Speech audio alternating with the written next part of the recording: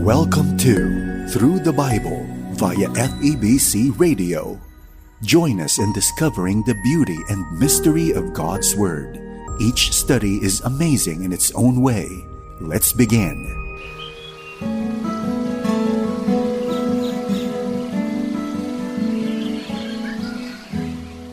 Hindi natin maipagkakaila na si Pedro ay isa sa mga nagtatwa sa Panginoong Hesus sa panahon ng kanyang paglilitis.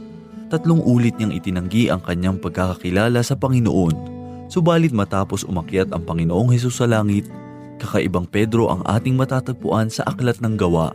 Sa labi mismo ni Pedro nagmula ang katagang, "Kailangang sa Diyos kami sumunod sa halip na sa mga tao." Ano bang pangyayari ang naganap at nagkaroon ng ganitong pagbabago si Apostol Pedro? Iyan ang ating tutuklasin sa 5 kabanata ng Gawa, 1 hanggang 42 talata. Dito lamang po sa ating programang Ang Paglalakbay. Kamusta kaibigan? Sana ay nasa maayos at mabuti kang kalagayan at handang matuto at mag-aral ng salita ng Panginoon. Ako ang iyong kaibigan, si Pastor Dana Bangko. Samahan mo ako at tayo ay mag-aral ng banal na salita ng Panginoon. Sa nakaraan nating pag-aaral, nasaksihan natin ang pagkilos ng Diyos sa unang iglesia. Nakita natin kung gaano katapat ang mga alagad sa gawain na ipinagkatiwala sa kanila ng Panginoon. Natunghayan natin kung papaanong ipinaglaban ng mga alagad ang kanilang pananampalataya sa harapan ng mga tao. Hindi madali ang pasimula ng gawain ito ng Panginoon. Kailangan ng tatag, lakas ng loob at matibay na pananampalataya. Sa lumang tipan, ang tanging nakakaalam ng pananampalataya ng tao ay ang Diyos. Subalit sa panahon ng bagong tipan, ang mga alagad ang nakakaalam sa pananampalataya ng isang Kristiyano. Sa ating pag-aaral ngayon ng 5 kabanata, makikita natin ang bunga ng mensahe na ipinahayag ni Pedro. Matutunghayan din natin ang unang naging kahinaan sa iglesia at kasunod nito ay ang kamatayan ni Ananias at ni Sapphira. Sila ay mga mananampalataya, ngunit hindi naging tapat sa Diyos. Ang katapusan ng 4 na kabanata ay nakilala natin si Bernabe. Makakasama natin siya sa ating pag-aaral ngayon. Isa siya sa mga pangunahing tauhan ng unang iglesia at tunay na tao ng Diyos. Siya ang unang nakasama ni Pablo bilang misyonero sa Galacia at dooy pinagpala ng Diyos ang kanilang gawain. Ngayon, tunghayan natin ang naging kahinaan sa loob ng bagong gawain ng Panginoon. Ang mabuting katangian na nagagawa ng bawat Kristiyano ay hindi nagpapatuloy dahil sa likas na kasalanan ng tao. Gawa 5:1, ngunit may isang lalaki na ang pangalan ay Ananias, ang nagbili ng ari-arian na may pagsang-ayon ng kanyang asawang si Sapphira. Makikita natin na ginagaya lamang nila si Bernabe. Marahil ay nakita nilang nagiging kilala si Bernabe dahil sa kanyang ginawa at dahil dito marahil ay inisip nila na maganda kung sila ay magiging kilala rin ng mga tao. Sinabi ng Panginoong Hesus ang ganitong klase ng pagkukunwari para bang gumamit sila ng maskara at kumilos sa katauhan ng iba. Ang pagkukunwari ay sinasadyang pandaraya. Ninanais nilang isipin ng mga tao na sila ay mas espiritual sa tunay na buhay. May mga gusali ng simbahan na maganda, maayos, maganda ang pagkakayari, subalit ang bawat materyales na ginamit ay marurupok at mura. Ito ang naging kasalanan ni Ananias at Sapphira. Nagbabalat kayo sila ng mga mapang-akit na katauhan upang mapagtakpan nila ang hugkag nilang pamumuhay. Ito ang isang kasalanang nagdulot sa kanila ng kamatayan. Gawa 5:2, naalaman ng kanyang asawa na itinago niya ang ilang bahagi ng pinagbilhan at dinala ang isang bahagi lamang at inilagay sa paanan ng mga apostol. Kunin muna natin ang kahulugan ng pangalan ni Ananias at Sapphira. Ang ibig sabihin ng pangalang Ananias ay ang Diyos ay mapagmahal. Ang kahulugan naman ng pangalan ni Sapphira ay maganda. Ang kahulugan ng kanilang mga pangalan ay hindi nakikita sa kanilang pagkatao. Sa katunayan ay walang mali sa kanilang ginawa sapagkat itinago lamang nila ang bahagi na para sa kanilang sarili. Sila ay may karapatan sa kanilang ginawa. Mayroon silang karapatan kung saan nila nais gamitin ang kanilang mga ari-arian, subalit saan sila nagkamali. Dahil sa kanilang pagsisinungaling, sinabi nila kay Pedro na ibinigay na nila ang lahat, subalit ang katotohanan sila ay nag-iwan ng bahagi para sa kanilang sarili. Tayo ngayon ay nasa biyaya ng Diyos. Hindi tayo pinipilit na magbigay. Sa 2 Korinto 7, ang bawat isa ay dapat magbigay ayon sa sariling pasya, maluwag sa loob at di napipilitan lamang, sapagkat ibig ng Diyos ay kusang pagkakaloob.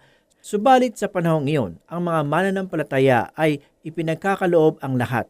Ngunit hindi ito ang ginawa ni Ananias at Sapira. Nagkasundo sila na bawasan ang halaga na kanilang pinagbilhan. Gawa 5:3, sinabi ni Pedro, Ananias, bakit nagpadaig ka kay Satanas at nagsinungaling ka sa Espiritu Santo at itinago ang bahagi ng pinagbilhan ng lupa? Alam ni Pedro ang katotohanan na ang kasalanan nila ay ang pagsisinungaling at hindi tapat sa Diyos tungkol sa kanilang ipinagkaloob. Gawa 5:4, nang ito'y hindi pa nabibili, hindi ba iyon ay nananatiling iyo? At nang maipagbili na, hindi ba nasa iyo ring kapangyarihan? Bakit inisip mo pa ang bagay na ito sa iyong puso? Hindi ka nagsinungaling sa mga tao, kundi sa Diyos. May mga mangangaral ngayon na hindi naniniwala na ang banal na Espiritu ay Diyos. Mapapansin natin sa ating nabasa na naniniwala si Simon Pedro na ang banal na Espiritu ay Diyos. Una, sinabi niya sa 3 talata, Ananias, bakit nagpadaig ka kay Satanas at nagsinungaling ka sa Espiritu Santo at itinago ang bahaging napagbilhan ng lupa? Sa 4 naman na talata, mababasa natin na sinabi ni Pedro, hindi ka nagsisinungaling sa tao kundi sa Diyos. Sa makatuwid, inihahayag dito ni Pedro kung sino ang banal na Espiritu. Hindi lamang sa panahon nila, kundi sa ating panahon ngayon. Hindi niya pinaghiwalay ang Espiritu Santo sa Diyos. Subalit sang-ayon sa kanyang pahayag, iisa lamang ang Espiritu Santo at ang Diyos. Gawa 5:5, nang marinig ni Ananias ang mga saltang ito, siya'y bumagsak at namatay, at sinidlan ng malaking takot ang lahat ng nakarinig nito.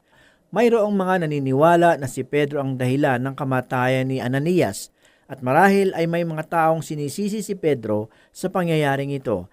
Nais kong suriin nating mabuti ang mga bagay na ito bago tayo dumako sa susunod na bahagi ng ating pag-aaral. Sa mga pangyayaring ito, marahil ay isa si Pedro sa nabigla sa pagkamatay ni Ananias.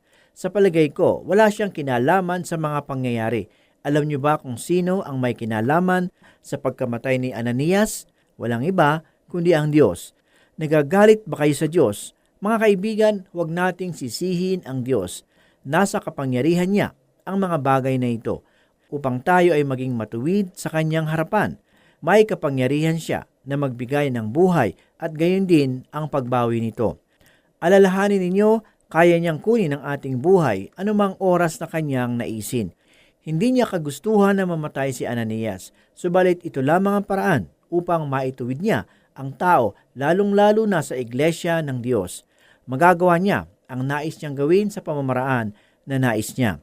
Iniuulit ko, walang kinalaman si Pedro sa kamatayan ni Ananias. Tanging ang Diyos lamang ang humatol sa mga bagay na ito. Gawa 5:6-9, tumindig ang mga kabinataan at siya ay binalot at kanilang dinala siya sa labas at inilibing. Pagkatapos ng halos 3 oras na pagitan, pumasok ang kanyang asawa na hindi nalalaman ang nangyari. Sinabi sa kanya ni Pedro, sabihin mo sa akin kung ipinagbili ninyo ng gayong halaga ang lupa. Sinabi niya, oo, sa gayong halaga. Sinabi sa kanya ni Pedro, bakit kayo'y nagkasundo upang subukin ang Espiritu ng Panginoon?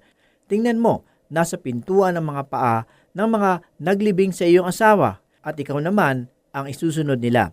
Sa pagkakataong ito, alam na ni Pedro ang mga mangyayari kay Sapira sapagkat nasaksihan niya ang bunga ng ginawang pagsisinungaling ni Ananias. Gawa 5:10-11, agad siyang pumasok sa kanyang paanan at namatay. Pumasok ang mga kabinataan at natagpuan nilang patay siya. Siya ay kanilang inilabas at inilibing sa tabi ng kanyang asawa. Sinidlan ng malaking takot ang buong iglesia at ang lahat ng mga nakarinig ng mga bagay na ito. Katulad ng nangyari kay Ananias, si Sapira ay nagsinungaling din sa Diyos. Kaya't katulad ng nangyari sa kanyang asawa, siya ay bumagsak at namatay, inilibing sa tabi ng kanyang asawa. Mga kaibigan, isipin na lang ninyo kung ang panahon nila noon ay siyang panahon natin ngayon, Isipin na lamang ninyo ang kabayaran ng kasalanan na ginawa sa Diyos sa mga taong hindi tapat sa pagbibigay. Marahil, marami sa mga tao sa loob ng simbahan ang mamamatay.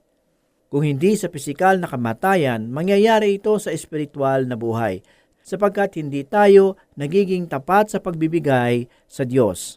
May dalawang bagay na ating napansin tungkol sa mga pangyayaring ito. Ang una ay ang katotohanan na ang pagsisinungaling ay hindi maaaring bahagi ng gawain sa simbahan. Si Ananias at Sapira ay nagsinungaling sa banal na espiritu, kung kaya't sila ay inalis sa kapulungan ng mga mananampalataya. Ginawa nila ang kasalanang humantong sa kanilang kamatayan.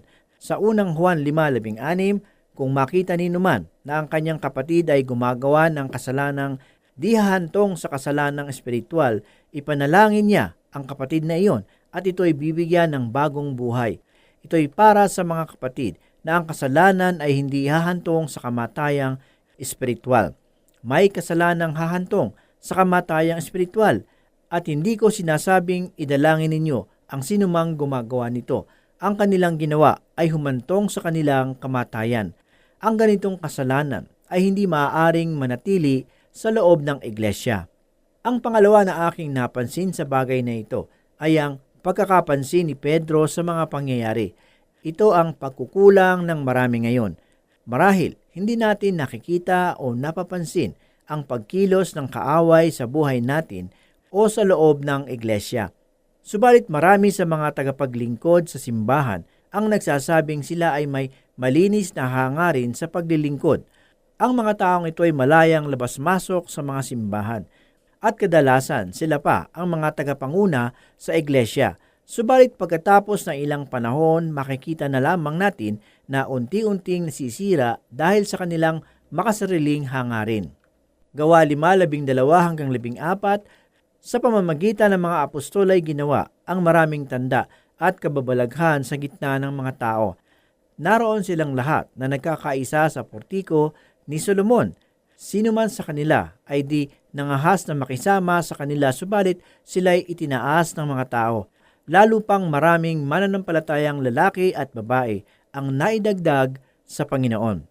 Pinagkalooban ng Diyos ang mga alagad ng kapangyarihan upang gumawa ng mga dakilang himala. Nagdulot ng takot ang mga pangyayaring ito sa mga tao at nagpabagal sa paglago ng gawain. Gayunpaman, may mga taong dumudulog sa Panginoon. Talata 15-16, kaya't dinala nila sa mga lansangan ang mga may sakit at inilagay sa mga higaan at mga banig upang sa pagdaan ni Pedro ay madaanan man lamang ng anino niya ang ilan sa kanila. Nagkatipon din ang maraming bilang ng mga tao mula sa mga bayang nasa palibot ng Jerusalem na nagdadala ng mga may sakit at mga pinahihirapan ng masasamang espiritu at silang lahat ay pinagaling. Ang mga pangyayaring ito na nagagawa ng mga alagad ay katuparan lamang ng pangako ng Panginoon sa kanila na sila ay makagagawa ng mga dakilang gawain bilang tugon sa kanilang panalangin. Ang pinakadakilang himala sa lahat ay ang pagbago ng mga makasalanan at sila'y naging anak ng Diyos sa pamamagitan ng kanyang biyaya. Ito ang himala na tumutugon sa lahat ng pangangailangan ng tao. Natupad ang lahat ng ito dahil sa dugo ng ating Panginoong Hesus. Talata 17-18, pagkatapos ay kumilos ang pinakapunong pari at ang lahat ng mga kasama niya sa Saduseyo at sila'y napuno ng inggit. Kanilang dinakip ang mga apostol at kanilang inilagay sila sa bilangguang bayan. Mapapansin natin dito na nangunguna ang mga Saduseyo at Pariseo sa pag-uusig. Ang mga Saduseyo naman ay nangunguna laban sa gawain sa iglesia. Kung kaya't sang-ayon sa ating nabasa, hinuli ang mga alagad sa ikalawang pagkakataon at ipinatapon sila sa bilangguan. Talata 19-28, ngunit kinagabihan ay binuksan ng isang anghel ng Panginoon ang mga pintuan ng bilangguan. Sila'y inilabas at sinabi, "Humayo kayo, tumayo kayo sa templo at sabihin ninyo sa mga tao ang lahat ng mga salita tungkol sa buhay na ito." Nang marinig nila ito, pumasok sila sa templo ng magmamadaling araw at nagturo. Nang dumating ang pinakapunong pari at ang mga kasamahan niya, pinulong nila ang Sanhedrin at ang buong kapulungan ng matatanda ng mga anak ng Israel at nagpadala ng utos sa bilangguan upang sila'y dalhin doon. Ngunit nang pumunta ang bantay sa bilangguan, hindi sila natagpuan doon.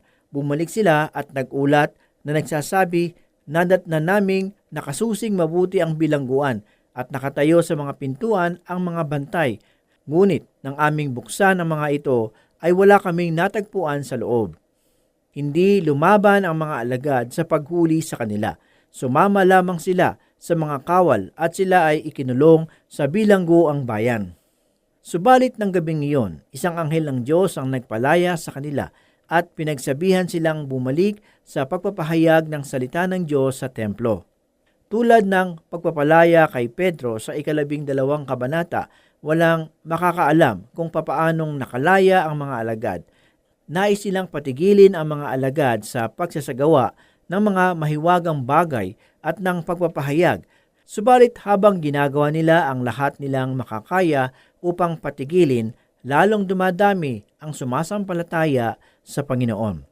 Talata 29, ngunit sumagot si Pedro at ang mga apostol, kailangang sa Diyos kami sumunod sa halip na sa mga tao.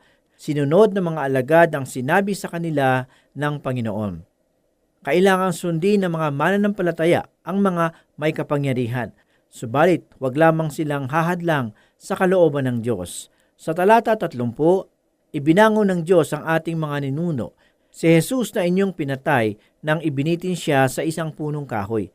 Si Jesus ang ipinakikita nila dito. Siya ay ipinako sa krus para matubos tayo sa kasalanan. Talata 31-2, siya ay itinaas ng Diyos sa kanyang kanang kamay bilang pinuno at tagapagligtas upang bigyan ng Israel ng pagkakataong magsisi at ng kapatawaran ng mga kasalanan. Kami mga saksi sa mga bagay na ito. Gayon din ang Espiritu Santo na ibinigay ng Diyos sa mga sumusunod sa Kanya. Hindi nagbabago ang pananampalataya ng mga alagad. Sumunod at nagtiwala sila sa Diyos sapagkat alam nila na ang Diyos ang bahala sa lahat na maaaring mangyari sa kanilang pagpapahayag. Ipinapakita nila kung sino ang kanilang totoong pinaglilingkuran at sila ay naging tapat sa Panginoon. Hindi nila binago ang kanilang mensahe mula pa sa simula. Walang takot na sinabi ni Pedro na ang mga tagapamunong ito ang dahilan ng pagkamatay ni Kristo Jesus at ipinagmamalaki niyang inihahayag na si Jesus ay muling nabuhay. Naging matapang ang mga alagad sa harapan ng mga Hudyo dahil binigyan sila ng lakas ng Espiritu ng Diyos sa pagpapahayag. Ito ay katuparan ng pangako sa kanila ni Jesus. Talata 33-8, nang marinig nila ito, sila'y napuot at ninais na sila'y patayin. Ngunit may isang Pariseo sa Sanhedrin na ang pangalan ay Gamaliel, guro ng kautusan, iginagalang ng buong bayan at tumindig at nagutos na ilabas na sandali ang mga lalaki. Sinabi niya sa kanila, kayong mga lalaking taga-Israel, mag-iingat kayo sa inyong sarili tungkol sa inyong gagawin sa mga taong ito, sapagkat bago pa ang mga araw na ito ay lumitaw na si Judas na nagsabing siya'y dakila at sumama sa kanya ang may 400 tao ang bilang, ngunit siya'y pinatay at ang lahat ng sumunod sa kanya ay nagkawatak-watak at nawala ng kabuluhan. Pagkatapos nito ay lumitaw si Judas na taga Galilea ng mga araw ng pagpapatala at nakaakit siya ng mga taong sumunod sa kanya. Siya man ay napahamak at lahat ng sumunod sa kanya ay nagkawatak-watak. Ngayon ay sinasabi ko sa inyo, iwasan ninyo ang mga taong ito at hayaan ninyo sila sapagkat kung ang panukalang ito o ang gawang ito ay mula sa tao, ito'y mawawasak. Si Gamaliel ay isang Pariseo na marahil ay ayaw niyang makita na manalo ang mga Saduseyo. Siya ay matalino at iginagalang ng mga tao. Siya ay isa sa mga naging guro ni Pablo. Bagamat maaari nating sabihin na pinagtanggol ni Gamaliel ang mga alagad, subalit nais kong ipakita sa inyo ang ilang katotohanan sa likod ng mga pahayag ni Gamaliel. Una, bagamat nakita natin na gumagamit siya ng pangangatwiran sa kanyang pangungusap kaysa sa emosyon, mali pa rin ang kanyang pamamaraan dahil inahalin tulad ni Gamaliel si Jesus sa iba pang mga rebelde at hindi siya naniniwala sa mga sinasabi ng mga alagad. Para sa kanya, si Jesus ay isa lamang pangkaraniwan na Hudyo na nais palayain ang mga Hudyo sa kamay ng mga Romano. Subalit, nagawa ba nila Judas at Judas ang ginawa ni Jesus? Nabuhay ba sila mula sa mga patay? Sa isang simpleng pangangatwiran, nahikayat ni Gamaliel ang mga tao na huwag mag-alala sa mga alagad dahil mawawala din sila, tulad ni Judas at Judas. Ito ang dalawang kahinaan ng mga pangangatwiran ni Gamaliel. Subalit ang pinakamahina ni Gamaliel ay ang kanyang sarili. Wala siyang lakas ng loob na harapin ang katotohanan. Pinagaharian siya ng sarili niyang paniniwala kahit ang katotohanan tungkol kay Jesus ay hindi niya pinaniniwalaan. Isa pang kahinaan niya ay wala siyang pinapanigan. Nananatili siya sa gitna, gayong sa pagkakataong ito, nangangailangan sila ng pagpapasya. Kung tunay na may takot sa Diyos si Gamaliel, bakit niya hindi saliksikin ang kasulatan? Hanapin ang katotohanan sa likod ng kamatayan at muling pagkabuhay ni Jesus at kausapin ang mga saksi. Minsan, nais din nating manatili sa gitna. Naniniwala subalit hindi sumusunod. Ilan sa atin ang mas masayang naniniwala na lamang, subalit hindi naman tinatanggap ang iniaalay niyang buhay. Kaibigan, kung ikaw ay may takot na lumayo sa nalalaman mo o nagiging hadlang ito sa paglapit sa Diyos, manindigan ka ngayon sa katotohanan. Tanging ang Diyos lamang ang makakapag-alay ng kaligtasan. Sa oras na ito mga kaibigan at tagapakinig ng ating palatuntunan, nawa ay patuloy na nangungusap sa inyo ang mga salita ng Panginoong Hesukristo. Napakadakila ng ating Panginoon. Ang kanyang pag-ibig at biyaya ay walang kapantay. Kahit na tayong lahat ay lubog sa pagkakasala at patungo sa kapahamakan. Ang sabi po sa Roma 3:23 ay ganito, sapagkat ang lahat ay nagkasala at walang sinumang karapat-dapat sa paningin ng Diyos. Ganito rin ang pahayag sa Roma 6:23, sapagkat kamatayan ang kabayaran ng kasalanan. Walang sinumang makapagsasabi na siya ay walang kasalanan, sapagkat taliwas ito sa sinasabi ng banal na kasulatan. Ang lahat ay nagkasala at patungo sa kapahamakan. Pinili ng Diyos na ipagkaloob ang kanyang bugtong na anak upang sa halip na tayo ang maipako sa krus at magdusa, ay inako ni Jesus ang parusa na nakalaan sa ating mga kasalanan. Ang sabi po sa Juan 3:16 ay ganito, gayon na lamang ang pag-ibig ng Diyos sa sanlibutan, kaya ibinigay niya ang kanyang bugtong na anak upang ang sumampalataya sa kanya ay hindi mapahamak, kundi magkaroon ng buhay na walang hanggan. Tanging ang buhay lamang ng ating Panginoong Hesus ang maaaring ialay para sa kabayaran ng ating mga kasalanan. Bakit? Sapagkat walang nasumpungang kasalanan sa Kanya, at ang dugo lamang niya ang tanging makapaglilinis ng ating mga kasalanan. Ito na kaibigan ang oras ng kaligtasan. Tanggapin mo sa iyong puso at buhay ang alay na kaligtasan ng Panginoong Hesukristo. Sumampalataya ka sa Kanya at ikaw ay tiyak na maliligtas at magkakamit ng buhay na walang hanggan. Purihin ang salita ng Panginoon. Tayo po ay manalangin.